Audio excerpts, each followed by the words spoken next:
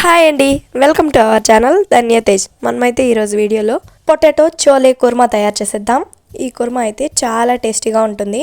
పరాటాకి కానీ, చపాతీకి కానీ, పూరీ కానీ దేంతో అయినా పర్ఫెక్ట్ కాంబినేషన్ అని చెప్పొచ్చు.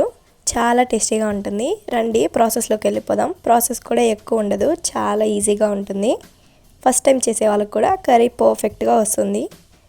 ఒక కుక్కర్ తీసుకొని ఒక నైట్ మొత్తం నానబెట్టుకున్న శనగలను తీసుకోవాలి. నైట్ నానబెట్టిన నీటిని వంపేసి శనగలను మాత్రం తీసుకోవాలి. 4-5 ఉర్లగడ్డలను శుభ్రంగా కడిగి వీడియోలో చూపిస్తున్న విధంగా ముక్కలుగా కట్ చేసుకుని వేసుకోవాలి. నేనైతే పొట్టు తీయడం లేదు. ఉడికిన తర్వాత పొట్టును తీస్తాను. మీరు కావాలంటే ముందే పొట్టును తీసుకుని కూడా ముక్కలుగా కట్ చేసుకుని వేసుకోవచ్చు. శనగలు, పొటాటో ఉడకడానికి సరిపడా నీళ్ళు వేసి కొద్దిగా ఉప్పు వేసి మీడియం ఫ్లేమ్లో 3 విజిల్ వచ్చేంత వరకు ఉడికించుకోవాలి. కుక్కర్ విజిల్ వచ్చేలోపు మనం మసాలాను తయారు చేసుకుందాం. ఒక మిక్సర్ జార్ తీసుకొని 1 టేబుల్ స్పూన్ మిరియాలను వేసుకోవాలి. 1/2 టీ స్పూన్ సోంపు వేసుకోవాలి. సోంపు మీరు వద్దనుకుంటే స్కిప్ చేసేయచ్చు. 2 టేబుల్ స్పూన్ల ధనియాలను వేసుకోవాలి. పచ్చి కొబ్బరిని వీడియోలో చూపిస్తున్న విధంగా చిన్న ముక్కలుగా కట్ చేసుకుని వేసుకోవాలి. 1 ఉల్లిపాయ తరుగును వేసుకోవాలి. నేనైతే వీడియోలో చూపిస్తున్న విధంగా సన్నగా కట్ చేసుకుని వేసుకున్నాను. మీరు కావాలంటే పెద్ద ముక్కలుగా కట్ చేసుకుని కూడా వేసుకోవచ్చు. 2 మీడియం సైజ్ టమాటాలను వీడియోలో చూపిస్తున్న విధంగా ముక్కలుగా కట్ చేసుకుని వేసుకోవాలి. 2 పచ్చిమిర్చిని వేసుకోవాలి. 1.5 టేబుల్ స్పూన్ల తినేశనగపప్పును వేసుకోవాలి. దీన్ని పుట్నాల పప్పు అని కూడా అంటారు. అవసరమైతే కొద్దిగా నీళ్ళను వేసుకుంటూ స్మూత్ పేస్ట్గా గ్రైండ్ చేసుకోవాలి. వీడియోలో చూపిస్తున్న విధంగా స్మూత్గా ఉంటే సరిపోతుంది. ఇదే అండి మన మసాలా పేస్ట్. మసాలా పేస్ట్ని పక్కన ఉంచుకొని గ్యాస్ పైన కడాయి పెట్టి ఫ్లేమ్ హైలో ఉంచుకోవాలి. కర్రీ ఉడకడానికి సరిపడా నూనెను వేసుకోవాలి. నేనైతే 2 టేబుల్ స్పూన్ల నూనెను వేస్తున్నాను. మీరు కావాలంటే 3 టేబుల్ స్పూన్ల నూనెను కూడా యాడ్ చేసుకోవచ్చు. నూనె వేసుకున్న తర్వాత నూనెను హై ఫ్లేమ్లో వేడి చేసుకోవాలి. నూనె బాగా వేడైన తర్వాత 4 లవంగాలు, 2 ఇంచుల దాల్చిన చెక్కను వేసుకోవాలి. 2 యాలకులను వేసుకోవాలి. 1 బిర్యానీ ఆకును వేసుకొని మసాలా వేగేంత వరకు వేయించుకోవాలి. ఇప్పుడు మనం వేసిన ఇంగ్రీడియంట్స్ అన్నింటినీ కూడా మిక్సర్ జార్లోనే వేసుకొని గ్రైండ్ చేసుకోవచ్చు. 1 బిర్యానీ ఆకుని వదిలేసి గ్రైండ్ చేసుకోవచ్చు.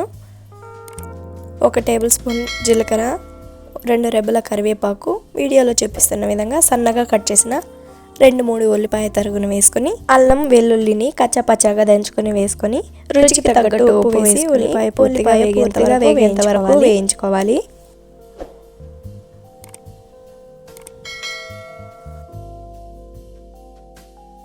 వీడియోలో చూపిస్తున్న విధంగా ఉల్లిపాయ పూర్తిగా వేగిన తర్వాత 1 పెద్ద టమాటాను వీడియోలో చూపిస్తున్న విధంగా సన్నగా కట్ చేసుకొని వేసుకోవాలి.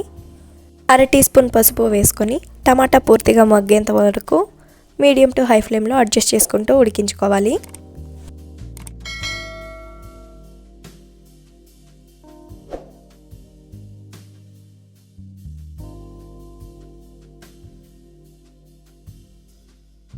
వీడియోలో చూపిస్తున్న విధంగా టమాటా పూర్తిగా మగ్గిన తర్వాత మనం ముందుగా గ్రైండ్ చేసుకున్న మసాలా పేస్ట్ని వేసుకొని 1.5 టేబుల్ స్పూన్ల కారం, 1 టీ స్పూన్ చోలే మసాలా పౌడర్ని వేసుకోవాలి. మీ దగ్గర చోలే మసాలా పౌడర్ లేకపోతే స్కిప్ చేసేయండి.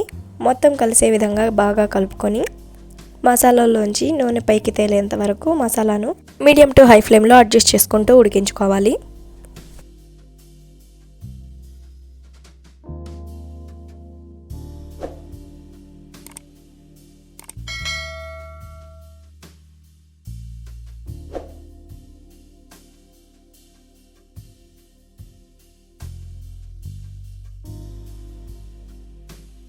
వీడియోలో చూపిస్తున్న విధంగా మసాలా మొత్తం వేగి నూనె లైట్గా పైకి తేలిన తర్వాత మనం ముందుగా ఉడికించుకున్న చోలే ఆలుగడ్డను వేసుకోవాలి.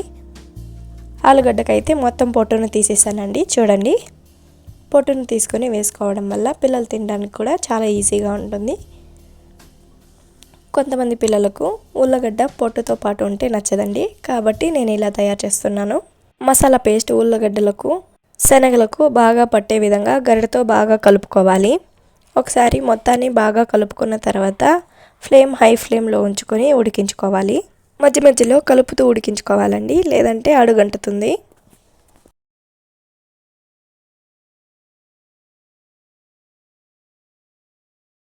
వీడియోలో చూపిస్తున్న విధంగా కుర్మా బాగా ఉడకాలి.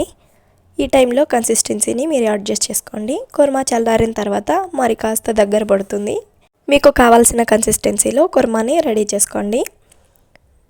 కుర్మా బాగా ఉడికిన తర్వాత సన్నగా కట్ చేసిన కొత్తిమీర తరుగు, 1 టేబుల్ స్పూన్ కసూరి మేతి, కావాలనుకుంటే కొద్దిగా గరం మసాలాను వేసుకొని మొత్తం కలిసే విధంగా కలుపుకోవాలి. నేనైతే గరం మసాలాను వేస్తున్నాను, మీరు వద్దనుకుంటే స్కిప్ చేసేయండి. మొత్తం కలిసే విధంగా కలుపుకొని సర్వ్ చేసుకోవడమే.